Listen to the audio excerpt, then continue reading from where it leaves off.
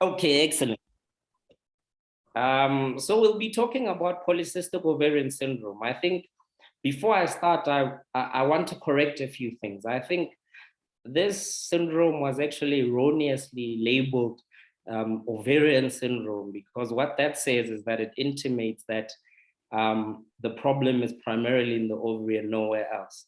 So the way to look at it is that polycystic ovarian syndrome is actually a systemic disease that has manifestations in the gynecological system, which is the ovary. So we'll be touching a lot about it. I think the way it shows itself in women, and we'll talk about this as an overview, but the way it presents itself in itself can actually be presentations on its own. So it can show itself as infertility, or it can show itself as metabolic syndrome, and we treat it differently according to how patients actually present. And the other thing that we need to correct before we start is that polycystic ovarian syndrome does not only affect patients or women of reproductive age.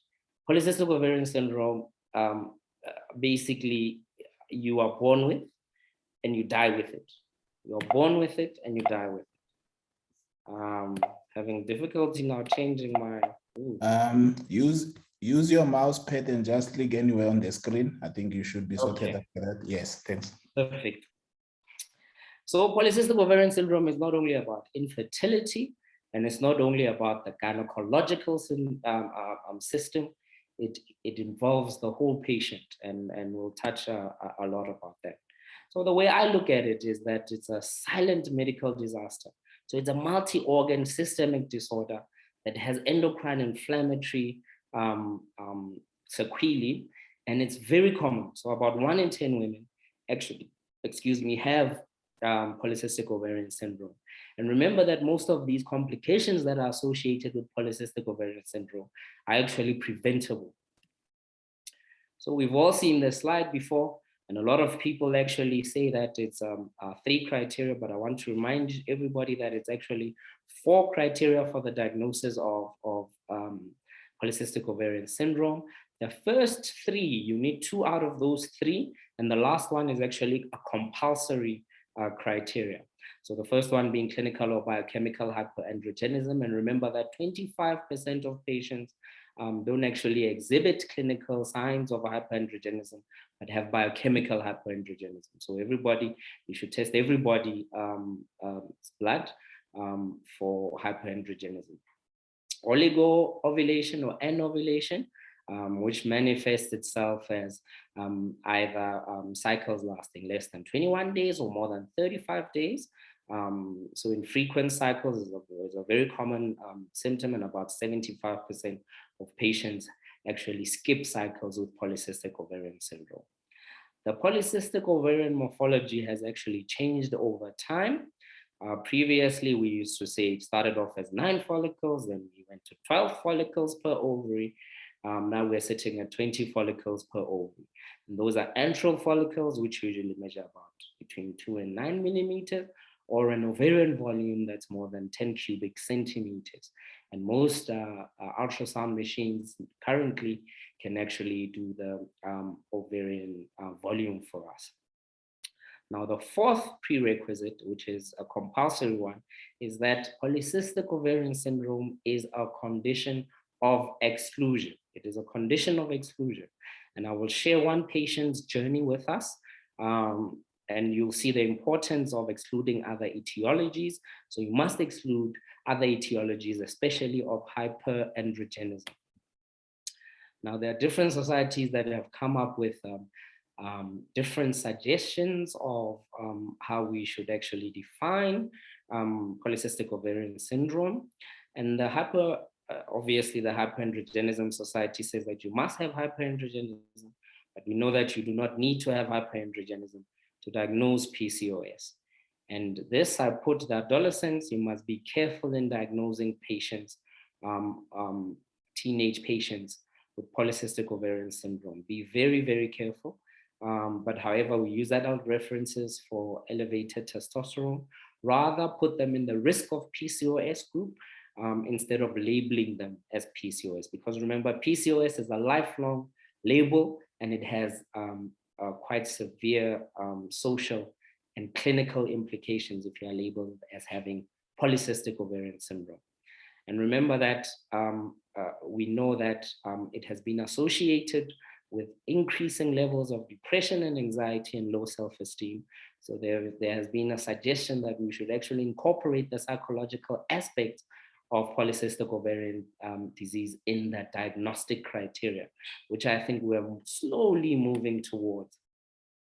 So as we see patients with polycystic ovarian syndrome, what we actually see, the symptoms they exhibit, is actually just the tip of the iceberg.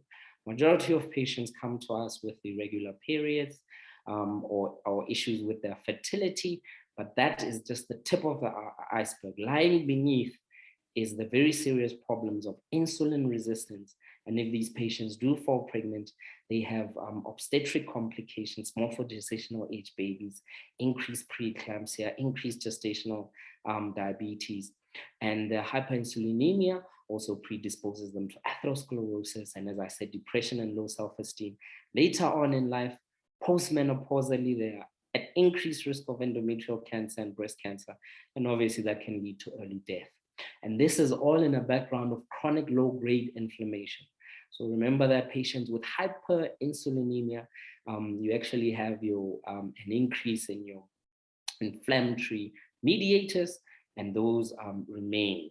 So it is actually part of the syndrome is that it is a chronic inflammatory disease that we should look at.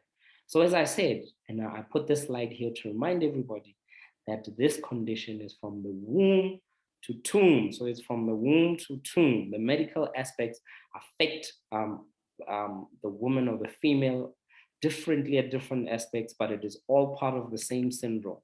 And this is a slide showing the natural history of PCOS. So remember that actually PCOS is a 3-generation disease. So the mother who is pregnant at this time, who has polycystic ovarian syndrome, she's going to affect her baby, the baby that she's pregnant with now.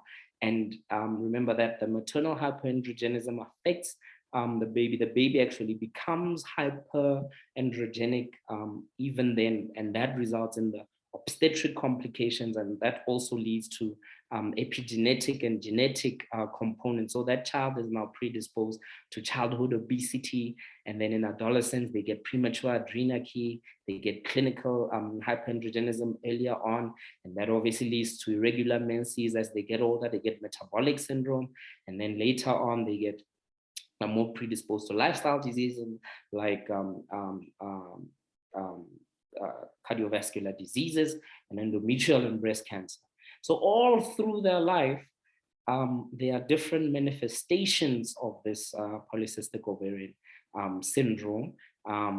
So the earlier we catch it, the better it is, because remember that for that child who is born, she will most likely get PCOS, and then her child will also be affected because they will also be at increased risk of PCOS.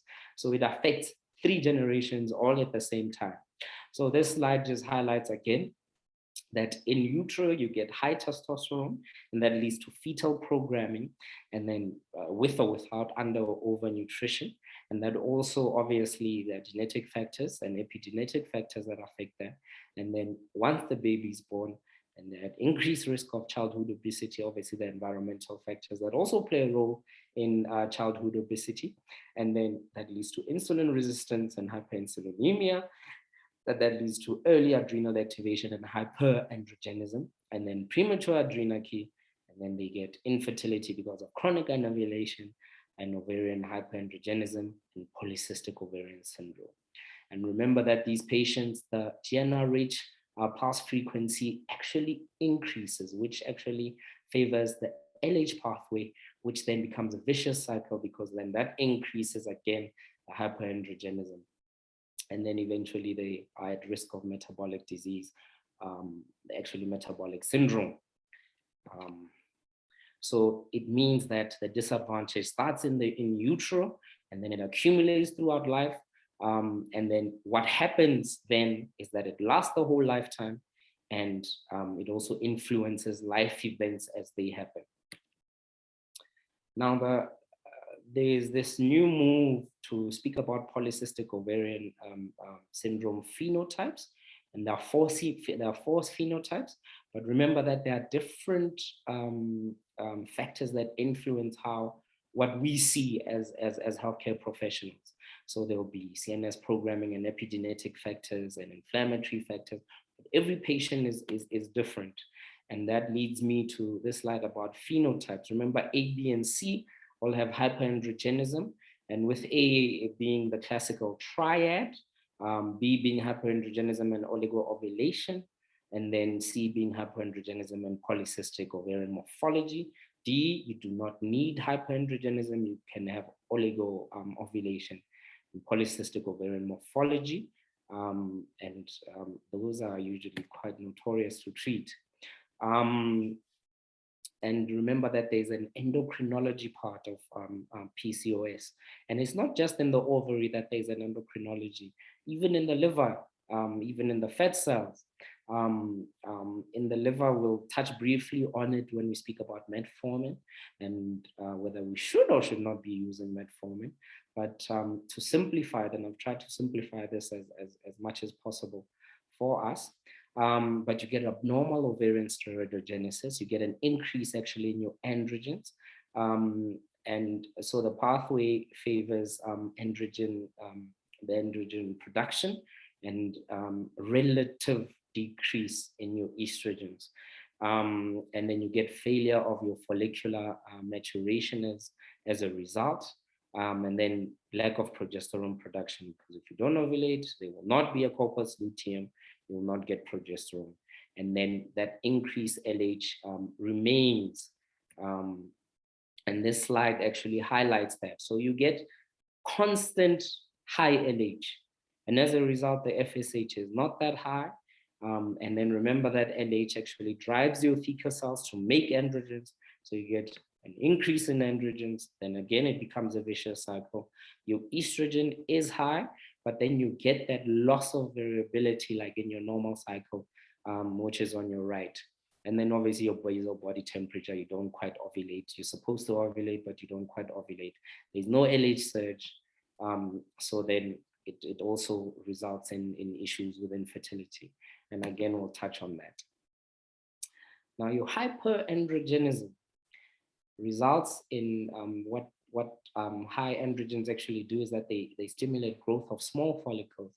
But the problem is that those small follicles don't actually grow and mature into a tertiary follicle. So they stay constant as small follicles, and that hinders follicular maturation. And then obviously that hinders estrogen and progesterone synthesis. And that also inhibits your aromatase and activity. And then you get alteration in your body composition. This is quite a technical slide, but I think the picture on the right actually just highlights some of the things. But you get hyperandrogenism actually causes upregulation of your beta-3 adrenergic receptors, which actually changes the function of your liver cells and your muscle cells, which also leads to insulin resistance. So what ends up happening is that you get a pathway that leads to that different types of muscle fibers. So the pathway favors type 2 muscle fibers instead of type 1 muscle fibers. And we know that type 2 muscle fibers actually are less sensitive to insulin, which now adds to the problem of hyperinsulinemia. And then you get a decreased expression of your glycogen synthetase, and that also is in your liver. And then again, all of this leads to hyperinsulinemia, but also insulin resistance. So the paradox is that although your muscular and hepatic cells are insulin resistant, your ovaries remain sensitive to insulin. And then that drives the pathway of androgen production again. So this is a vicious cycle. Hyperandrogenism is a vicious cycle from different pathways. So that's why you end up with the sequelae of hyperandrogenism and the phenotype of hirsutism, which we'll also speak about briefly. So when it comes to your hyperinsulinemia, it leads to especially, and I just want to touch on two things. It leads to especially an increase in your fatty acids, and your fatty acid actually, again, has a pathway that will also increase your insulin, and that will also lead to your insulin resistance. But not only that, because of your beta cells, pancreatic cells that start working over time, that predisposes you to diabetes and gestational diabetes. But then you also get an increase in your plasminogen activator inhibitor, which leads to the hypertension and the preeclampsia, because that actually affects your endothelium, and then you get atherosclerosis. But again, you get, as part of your inflammatory markers, you get an increase in your insulin growth factors, especially 1 and 3. But remember that insulin growth factor 1 is associated with breast cancer, and 2 associated with endometrial cancer. And then your ovary again pumps out your androgens and also decreases your sex hormone binding globulin, which means that you get more free androgens, which then obviously leads to anovulation and your dermatological signs. And of note is that, remember that 70% of patients with PCOS are actually undiagnosed. So the implications, and I will touch on a few of them, are, as I said, because of the systemic nature, that there are lots of implications for a patient with PCOS. You get pregnancy complications, which we'll touch on. There was actually an interesting systemic review in 2016, 2017 that looked at all of this. And I will not get into too much detail about that, but we'll speak about the pregnancy complications. But, so most of these things we've already touched on. So when it comes to your obstetric complications, the miscarriages actually has become topical again. There's a study from Stellenbosch, our own South Africa, where they were looking at metformin specifically in PCOS patients and in patients with recurrent pregnancy loss. And what they found is that in patients there was actually a benefit to giving metformin in patients with recurrent pregnancy loss, miscarriages. So and this is not in any guideline, but my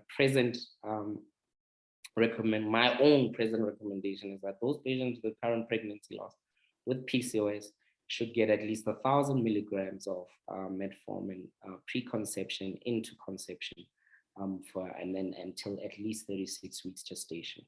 There are also at increased risk of gestational diabetes mellitus. And this was actually shown in 2006 and 2010.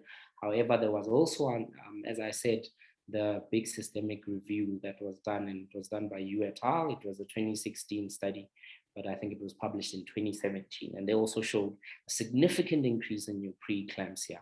There was a high risk of preterm delivery and cesarean section rates, and the newborns obviously had a higher risk of perinatal death because of the preterm delivery.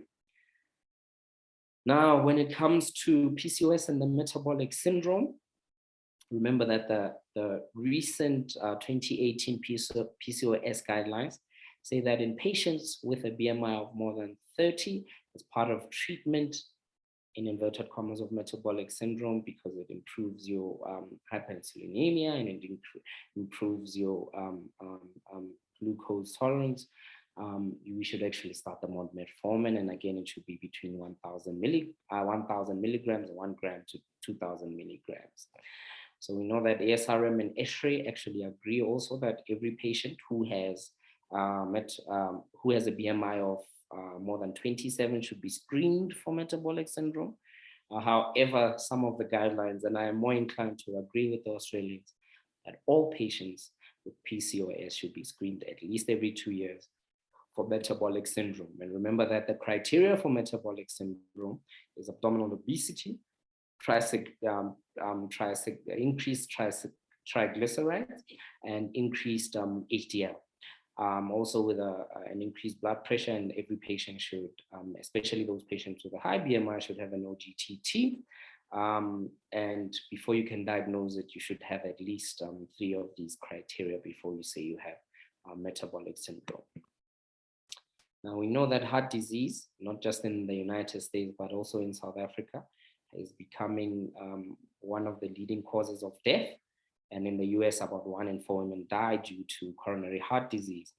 And tied together with the obesity epidemic, remember, we're competing with the United States as a fat population. So coronary heart disease is actually increasing also in our setting, and especially in Black women. Hypertension is higher and coronary heart disease is higher. And remember that more women, because of also the postmenopausal hypoestrogenic state, have an increased rate of strokes than as compared to men, and more women are obese. So as a result of all of this, it means that the implications, the long-term PCOS implications are quite severe and should not be assigned lightly, and diagnostic criteria should be adhered to. So you should not label a patient with PCOS without them first meeting the criteria for PCOS. Again, I highlight that PCOS is a diagnosis of exclusion. So the basic bare minimum is to do thyroid function tests. You do a prolactin to exclude adrenal causes of hyperandrogenism, and then to do a 17-hydroxyprogesterone called congenital adrenal hyperplasia that excludes that. And we always do a pelvic ultrasound, as I said. For monitoring, monitor for type 2 diabetes at least every 3 to 5 years in our setting, and that will also depend on BMI, as I previously mentioned. You should take your lipid profile, and you should do a periodic assessment of depression and anxiety. In this, we overlook PCOS patients, and there's robust data associating PCOS with depression and anxiety. And in those patients with obstructive sleep apnea, you should do a polysomnography if they have apnea, and that will just map if they do actually have sleep apnea. We do hypertension at every visit, especially in obese patients. So touching on management, I'm just going to speak about the different manifestations of PCOS, because that's how you should view the patients. It is dependent on how the patient presents, but also preventing long-term sequelae as a result of that. So it will always be a multidisciplinary approach. And the goals are to eliminate or lessen hyperandrogenism, to restore normal menses if she is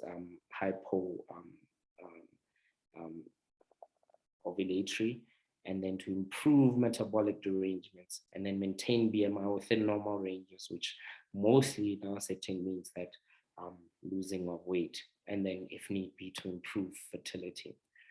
So it is a dyad of infertility and metabolic syndrome, which includes hyperinsulinemia, and then hyperandrogenism, and then the psychological that we look at. For all patients with PCOS, first line is always lifestyle, and lifestyle includes losing weight. It includes a diet and exercise. So loss of weight of 5 to 10% of weight results in a reduction in androgen levels, reduction in your insulin resistance, reduction in cardiovascular risk, diabetic risk, pregnancy complications. All of those long-term complications that we were talking about are actually improved on just loss of weight alone. And there's actually a very famous or popular study that was the Nurses' Health Study, the second one, and they had 6 interventions where they decreased the patient's BMI, and then stopping smoking, and then exercise, not watching TV too much, and a healthy diet, and decreasing your alcohol intake, and that resulted in a 73% decline in your coronary heart disease and a 46% decline in your diabetes mellitus, hypertension, and dyslipidemia. Now, you'll see I'll speak a lot about metformin, and it has its roles in different symptomatology for these PCOS patients. Now, we know that metformin reduces hepatic glucose production, and it increases peripheral glucose uptake, which actually increases your insulin sensitivity, and also lowers your adipose tissue lipolysis. Now, and this is the sequelae of one of the older versions or suggestions of the pathophysiology that because of your hyperinsulinemia and insulin resistance and obesity, you go to endocrine and metabolic manifestation. So the metformin would adhere in improving your insulin resistance, improving that, so decreasing your insulin resistance. So then the rest of the sequelae, endocrine and metabolic manifestations, then decrease over time. So initially, all patients with PCOS used to get metformin. Currently, the guidelines don't actually say that all patients should get metformin. The current guidelines say that if the BMI is high, so if the BMI is more than 30, you can consider giving them metformin. In fact, you should give them metformin. Or if there is evidence of glucose intolerance or hyperinsulinemia, then they should get metformin. And then we'll also speak about metformin in infertility. Now, there's this new drug, which is a supplement, inositol, which is, I'm sure a lot of us doctors actually give a lot of this inositol. There's lots of preparations for it, in Sumax Q, etc. But it's a B12 vitamin. It's part of the compounds. So it's a B7, sorry, not B12, vitamin B7 compound. And it's produced, your body actually produces inositol. It's usually by the activation of the receptors of insulin. And it also helps later on with the hydrolysis of lipids. So it works similar to metformin. It increases tissue sensitivity to your insulin, and it also improves ovulatory function, just like metformin, and also reduces serum concentrations of androgens. So it improves your lipid profile and also helps with the reduction of your BP.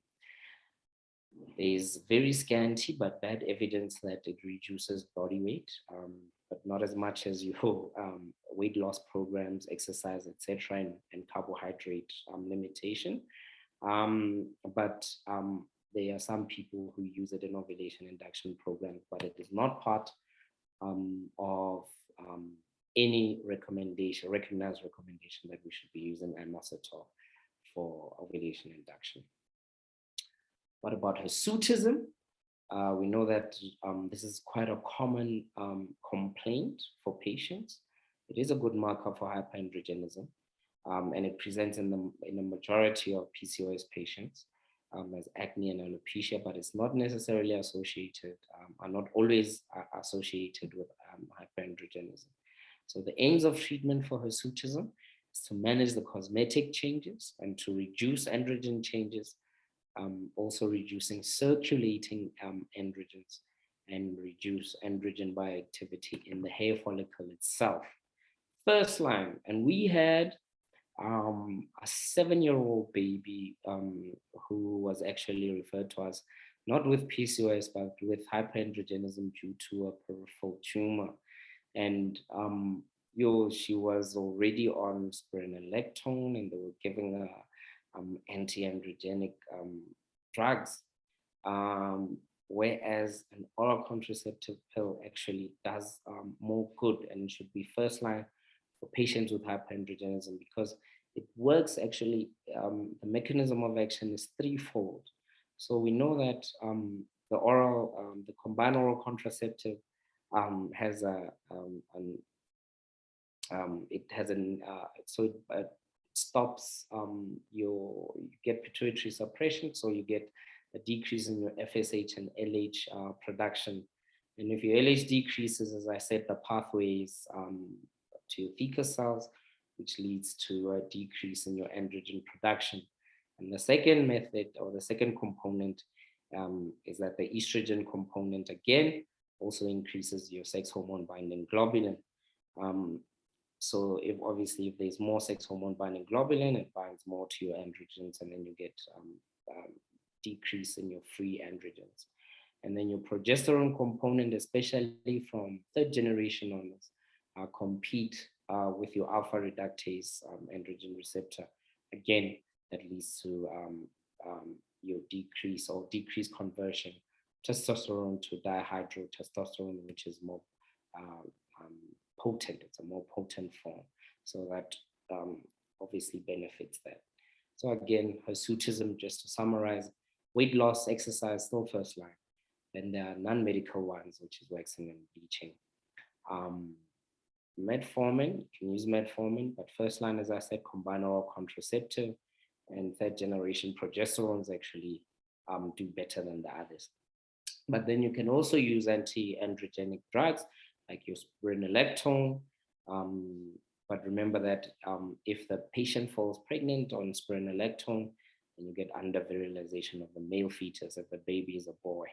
And then your cyproterone acetate also, and then your eflornithine cream, which is becoming more readily available, and it is available in South Africa, that one can use. And then the acne and alopecia component, you can use finasteride or your minoxidil spray. And then your acne, it's again combined oral contraceptive as first line, or your topicals, or you can use antibiotics, and dermatologists like Roaccutane. So obviously you would need dermatology referral for Roaccutane. So what about infertility, or patients who come complaining of infertility? And before I continue, I want to share one patient journey with you guys. A 32-year-old lady came to us from Free State. She had been trying to fall pregnant for about 5 years to no avail. As she walked in, you can see she had she was very high BMI. Her BMI was 44, short lady. She had buffalo hump, and then she also had acanthosis nigricans. And then you go through the history. It sounds typical of PCOS, anovulatory cycles, cycles that last more than 35 days, as I said. On the ultrasound scan, her antral follicle count was above 40, and she had hirsutism, overt hirsutism. And so she had been treated as PCOS for about those 5 years. They tried ovulation induction, which hadn't really worked for her. But then the way she looked Cushingoid, to be honest. So we checked her for Cushing syndrome, and she actually turned out to be a Cushing syndrome lady. But we managed to get her pregnant with ovulation induction, but on gonadotropins. But we'll speak briefly about that. So you can see that the factors involved in infertility is that they fail to ovulate, or some do ovulate, but there are issues with the endometrium. They get a thin endometrium with thick cervical mucus with a high LH. And it's the same thing as I previously said, that the follicles don't grow, then your LH stays constant, you lack that variation with your LH, no LH surge, you don't ovulate, and then you don't fall pregnant. So how do we treat these patients if they indeed have infertility and they're anovulatory? First line is letrozole. In the past, there used to be arguments about letrozole or clomiphene citrate or metformin. Letrozole is superior to all of them. It's first line in women with PCOS, and that is also shown in the recent guidelines, the PCOS evidence-based guidelines. Letrozole, first line. And then we'll talk about how to give it to them. And then clomiphene citrate, which is a selective estrogen receptor modulator. Remember, SERMs have agonist and antagonist function depending on the tissue where they act on. So the problem is that obviously as a result, what happens is with SERMs is that you get loss of the negative feedback to your pituitary, which increases your FSH and LH. But obviously with increased FSH, you get follicular development, but usually you can get multifollicular development. And that's how you do ovulation induction with them. But remember that it is anti-estrogenic to the endometrium. So you get a thin endometrium. So the pregnancy rates are actually lower than in letrozole and the live birth rates. So this is old studies that have shown that letrozole is superior to clomiphene citrate in ovulation rate and live birth rate. So I think we should take that as gospel for now. The reason I included all of that is that we should move away from doing ovulation induction over different cycles. So this is the stair-step protocol, which we should all be using, because we know that patients with PCOS notoriously do not grow follicles, even on ovulation induction agents. So what we do is that we start patients with letrozole on day 3. So we start day 3 to day 7 for 5 days. You can start with 2.5 milligrams of letrozole. Then you do a day 10 scan to see if there is follicular growth. If there is no follicular growth, from day 12 to day 16, you increase the dose to 5 milligrams. And then between day 18 and day 20, you do another scan. And if there is still no growth, you do maximum dose, which is 7.5 milligrams of letrozole for 5 days again. And then at around day 26 to day 28, they come back for a third scan. And if there is no follicular growth, then you can say, okay, next cycle, we're going to give gonadotropins. But this thing of wasting patients' time and doing one cycle, 2.5 milligrams, there's no follicular growth, you say next month, then you start on 5 milligrams, and then the next month, we don't do that anymore. We do stair-step protocol. That is the way to do it. Metformin, again, this was controversial in the past. I don't think it's controversial anymore for ovulation induction. There was a study, I think the initial studies, 2003, showed a superiority that metformin caused more ovulation induction compared at that time with clomiphene citrate, but that has since been disproved. Metformin is used primarily to improve the metabolic status, not used alone for ovulation induction. There are some patients where there is a benefit to adding metformin to ovulation induction, and that's in those patients who have clomiphene citrate, where the clomiphene citrate is not as effective alone. And in those patients, you can add metformin to the clomiphene citrate, and that increases the ovulation rate. But alone, it's terrible. So we always add it to clomiphene citrate and clomiphene citrate resistant patients. So I think that should be that for metformin. So in conclusion, remember that PCOS affects women of all ages. So from a young age to old age, all ages affected by PCOS. It's very common and it's the commonest endocrine disorder affecting women of reproductive age. And because obesity is also endemic in our country, that we should always be careful and look out for PCOS and start recognizing patients with PCOS. And because of its multi-organ affectation, we should involve other disciplines who deal with different parts, including physicians and psychologists for the depression and the anxiety. And if you're going to do ovulation induction, you should at least try it at least every for 3 cycles. And patients should at least menstruate every 3 to 4 months at the very least. And always screen for complications during pregnancy. These patients, PCOS patients, are actually high-risk patients during pregnancy. They are high risk. They should not be seen at the primary level of care. They are upstage to tertiary level of care because of the increased risks that are associated with them. And the patient should always have involvement. They are stakeholders in their own management.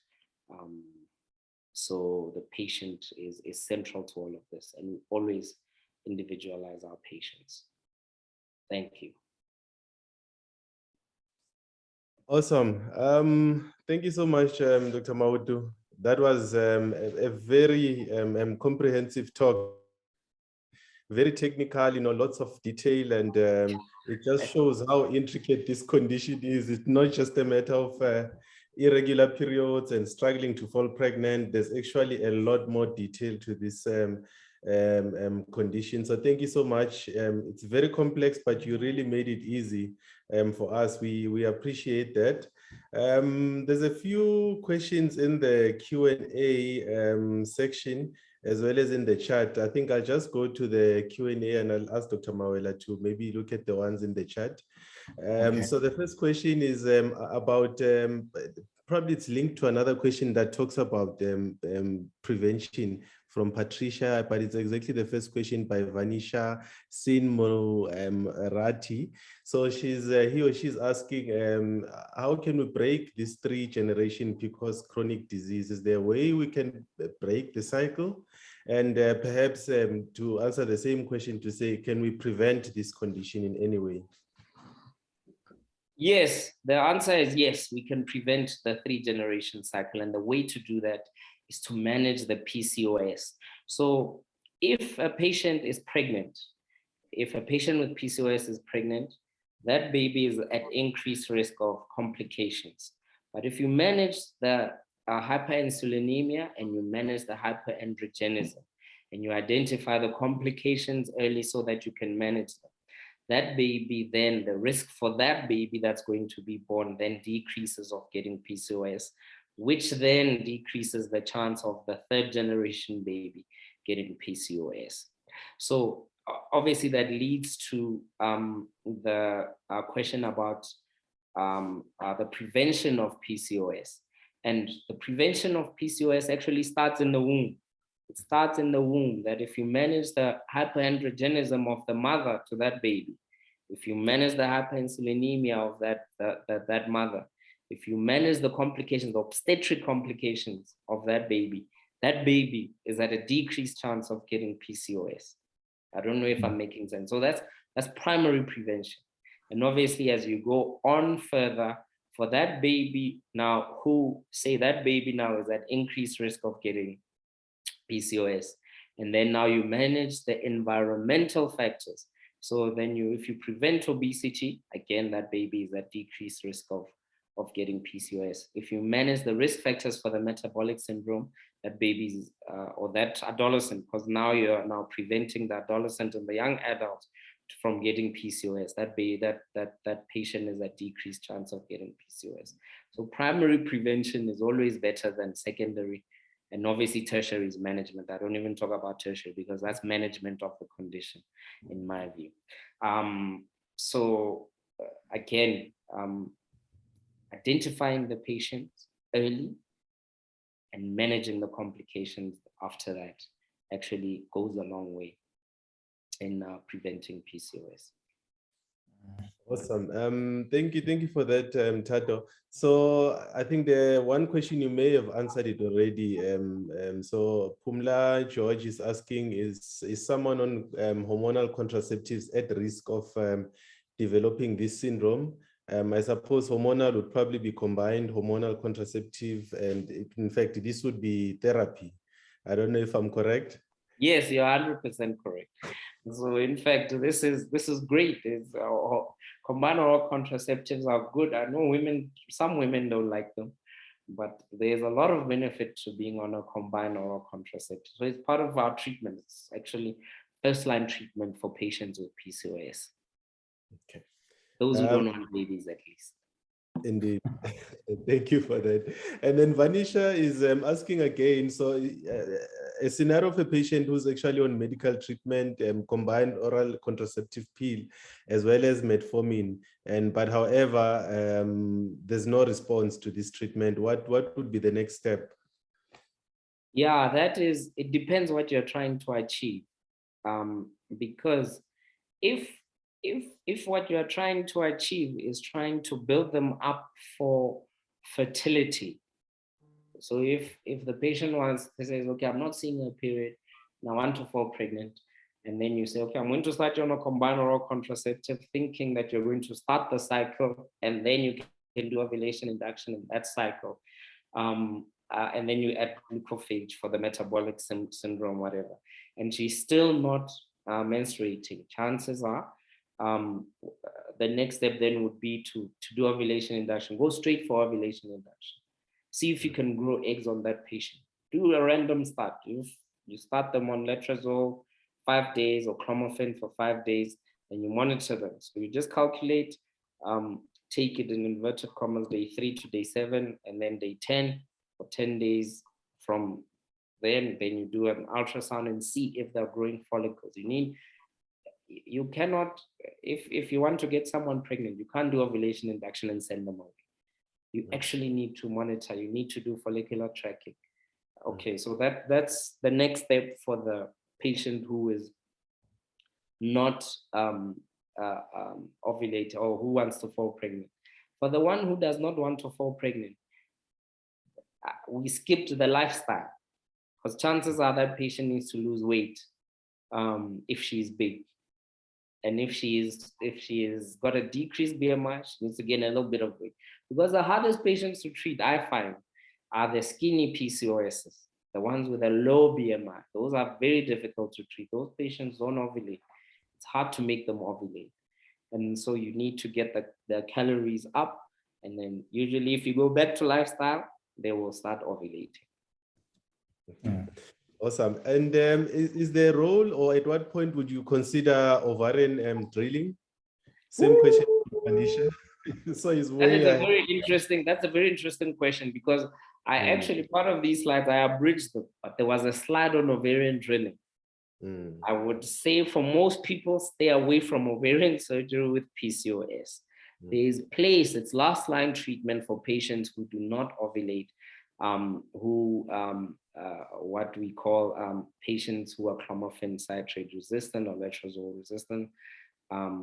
So in those patients where you try, you even give them gonadotropins and they do not ovulate, and they have polycystic ovarian morphology, then you can go do ovarian drilling. But there's a way to do ovarian drilling. You drill one ovary at a time, and then there's the rule of 4s. So you're going to use 40 watts, and you're going to make 4 holes on that one ovary for 4 seconds each hole. So it's called the rule of 4s, and you do 1 ovary at a time. There are other patients where you can do ovarian drilling, is if you are the patient has PCOS and is struggling and is not ovulating, and you go and you do surgery for something else. You do laparoscopy for something else, and then you see the huge polycystic ovaries, then you can do ovarian drilling on those patients. But you must be careful with ovarian drilling, with ovarian surgery for all patients, because it decreases ovarian reserve. That's what it does, actually. Okay. Probably those are the patients who actually have to send to the family care unit and try not to feed them. Try not to do. The other thing that I forgot to say about ovarian drilling is that the AMH must be high for those patients. If you drill someone with a low AMH, you're going to, that's a problem. So it must be 14 AMH or 14. Then the AMH will come back and say 12 or 10 after your ovarian drilling. Awesome. So Dr. Mela, you continue. I see already people are asking for contacts. I think those would be shared. I've got a few colleagues that have said they've been diagnosed with the condition, and they appreciate the expertise and they want to see you. Yeah, but maybe that will be shared. Yes. That's one of the benefits of teaching here. We have in excess of 300 people attending. Doc, there's a lot of parents on the group. I mean, attending. I'm not sure whether they are likely to be professionals who have their kids. Someone was talking about a 9-year-old. Can you just talk about how people get support? Firstly, the adolescents or the young women, but also what level of support out there. I'm talking psychosocial support for parents as well, because it seems like it's a very big concern for parents, but also for the young women. Thanks. Yeah. So, Ish, in South Africa, and Ish, when I start an answer with Ish, there are problems coming. Unfortunately, we are poor at supporting patients. It's not just with PCOS, with endometriosis and gynae conditions in general. But there is a few groups, and I will give Lesero or Billy, I will give you guys a few contact details for some of the groups that we work with. because you know that as doctors, sometimes we don't have the time to go really deep into the psychosocial. But what we do is that we work together with a psychologist. So we've got a psychologist who works with reproductive and gynae patients, and they understand exactly what we do and what the conditions are. But I know it's not always readily available. And unfortunately, in South Africa, some of the provinces are not as well staffed when it comes to those kind of things as, let's say, Gauteng or Western Cape. Western Cape is usually the best when it comes to those kind of things. But I'll share some of the details with either you or Billy, and then you guys will share with everyone else. Great stuff. There was a question, I think it's Nyeledi. She was talking about a 29-year-old patient with PCOS, with a high testosterone of 14 and also diabetic, who's on metformin 850 milligrams. And all she was asking was, what's next? I know you have probably discussed. She didn't necessarily specify what the goal is. I've listened to you very carefully that you always have to have a goal, whether it's fertility, whether it's weight loss and so on, but maybe at the high level, diabetes and PCOS, what are the interfaces and any unique things she needs to pay attention to? Yeah. So unfortunately, that's a typical patient. So that is a typical PCOS patient, 29-year-old, high BMI, with type 2 diabetes, and then you try and manage that. So I agree. I think you heard me 100%. That is what you are looking at. So before you continue, she has just typed to say the goal is fertility. Sorry. Yeah. Oh, but okay, yes, okay. That makes it easier. So you still follow. So what you try and do is that you still follow the steps. So lifestyle is still first line for patients like that. Because we know that with 5 to 10% loss of weight, percent of your body weight, that 80% of those patients start ovulating on their own. Even before you send them to me or to the unit, those patients start ovulating on their own. So assuming that patient has open tubes and the semen analysis and the sperm is fine, those patients can fall pregnant. But if she is really trying to fall pregnant and she is losing the weight, the next step from then will be ovulation induction. So I would counsel her about ovulation induction and start her on letrozole. And then with ovulation induction, she must come and see the gynecologist, because PCOS patients, it's not enough to give them the letrozole and think, they're going to ovulate. What you need to do is monitor the follicles. If there's follicular growth, then you can even do timed intercourse with those patients, because you know when she's going to ovulate. She usually ovulates when the follicle is above 18 millimeters. So that would be the next step. So you do ovulation induction for 3 months, she's 29. And if that doesn't work, then you can now examine her further. You do an HSG and then you do a semen analysis. Because now you must investigate. She's ovulating. So why is she not falling pregnant? Great stuff. So in your presentation, I heard you saying we should be careful of diagnosing PCOS in young girls, rather to talk about the risk of PCOS.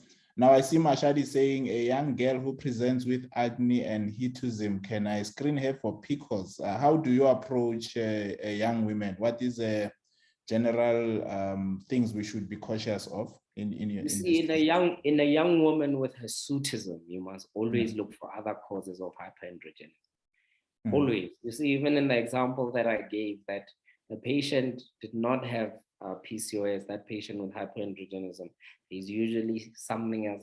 There's a tumor somewhere, or there's non-classical congenital adrenal hyperplasia that's producing high testosterone, or there's Cushing's syndrome. There are other causes.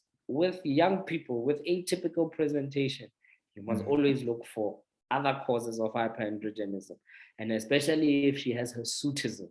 So I would be worried about that young girl. You see, PCOS, it kills later on, but there are other things that kill now, like cancers. So I would exclude all of those other causes of hyperandrogenism and hirsutism, and then take it from there. So one step at a time. But you never say a 9-year-old has PCOS, no.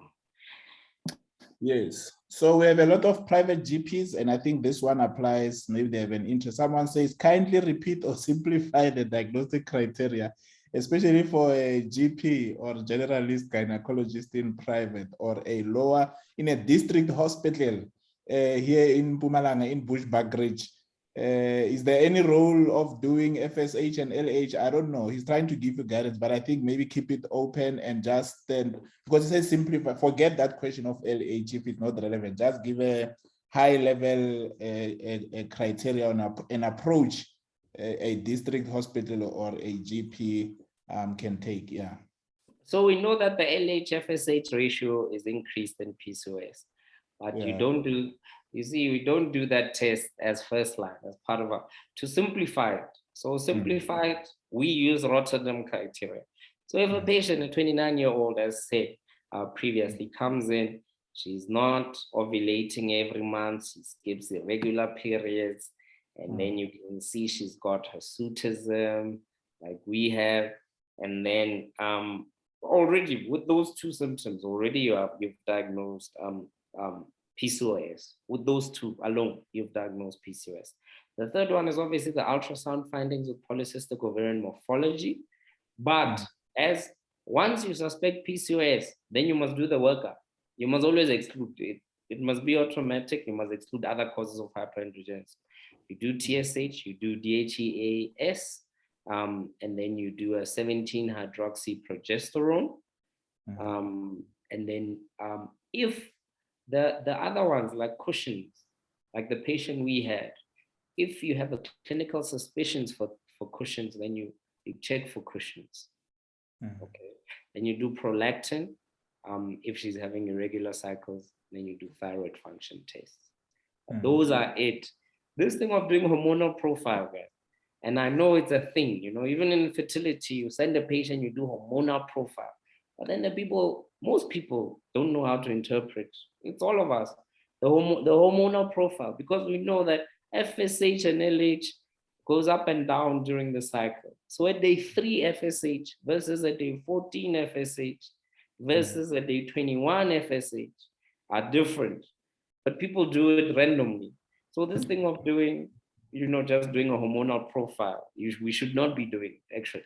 Because people say, you know, they write things like the hormones are normal. And then it, you know, Lancet or the NHLS will give you the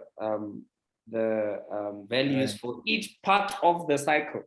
But you just say, no, the hormonal profile is normal. Whereas if it's, you know, pre-ovulatory, that result is actually abnormal. So this thing of doing, you know, knee-jerk hormonal profile, that should stop. So I saw a comment, but it was someone referring to their kid, that the child has stopped treatment. They didn't specify which treatment. But I want to ask you about non-medical treatments, because I also met someone who said some professor also gave some none of the things you shared on the slides, but more on the homeopathic side of things. In your practice, what's your, I don't know what you want to say about it, but it's quite common that because of the complexity of the condition, people end up everywhere else as well. Yeah.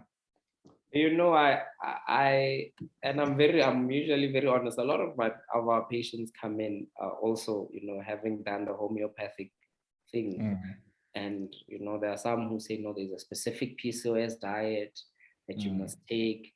And I'm not even talking about, you know, calories and weight loss type. There certain foods that they cannot eat. They say it exacerbates PCOS. I'll be very honest and say I don't know enough about those things to even comment on those things. What I would do is still use, I mean, the homeopaths, I don't know if it works or not. Obviously, I can quote, you know, the PCOS evidence-based guidelines, which say that homeopathic solutions don't work, or the ESHRE guidelines also say the same thing. But I personally don't know enough about it. And I mean, we live in Africa. So some people will tell you, hey, there's this, key that I always say, okay, it's fine. Let's do the blood and let's see if it's working, great. If not, then we'll use something else together with that. Great stuff. Yes, Doc. So thank you very much, really, for your time. I think this was quite eye-opening even for me. I'm not in the obstetric space, but I do have a strong passion for women's health. But before I let you go, I always ask people the last, which I think is an important question. From a public health point of view, you are now the Minister of Health. I'm the President. I've appointed you yesterday. And today I say to you, what can we do about the plight of women and PCOS? And you have to give me the top 3 things that South Africa can do to improve access, to improve your underdiagnosis that you referred to, and to ensure that the women who are experiencing this condition get timely diagnosis, treatment, and support. I know I said top 3. I'm sure you have a top 10, but yeah, just let me know what you're thinking. No, well, just, but firstly, I think you'd make a great president. Now, the most important thing, so we know that PCOS is common. It's the commonest endocrine disorder in women of reproductive age. So the first thing would be quite simply, let us screen patients. Screening is always the first thing. So we screen patients for PCOS. So when a patient comes in and has other complaints, he says, oh, doctor, I've got pains, in my, abdominal pains. A lot of women come with abdominal pain. A lot of guys do ultrasounds and then they see, you don't even, you can see when, okay, these follicles are a lot. You can just see they're a lot. So mama, do you see your period every month? And this is just on history alone. History and examination, usually enough to screen a patient for PCOS. And those patients who have PCOS, those patients in our minds, we should already go, bing, that is high-risk patient. This patient is at high risk. She's going to have problems her entire life. It means her entire life, we must look closely at this woman. When she falls pregnant, even closer at her, right? Because as already said, if we're going to prevent PCOS in the next generation, we must treat this woman now for the baby, not even for her, for the baby. So that's all I would say. Just increase screening and then be aware and then treat complications timeously. And for you to do that, you must be aware of those complications. Great. And let's lose weight. And let's lose weight, all of us. Me too. All of us. Hey, what a huge task. Yeah, so thank you very much, Doc. You have kept it very easy, very exciting, a very complex topic, but I think most people at the end of the day, they've grasped. If someone didn't grasp the technical part, they are at least aware that there is this condition, and when women present in a particular way, we should screen, we should try and either ask, refer, or even do further investigations based on our capabilities. So we really appreciate your time, and I hope that you'll be back to take us through. I see there was a question about PCOS and postmenopausal. We don't have enough time. I don't know if you have one word for our attendee, and then we close. Just as a quick one, Doc. Thanks. No, that is a topic on itself. So yeah. There are certain highlights when it comes to PCOS. One is adolescents, obviously. One is in the postmenopausal women. Then we have the manifestations, infertility, metabolic syndrome, obstetric complication. So yes, you're right. It is, and the manifestations in the postmenopausal period. Sure.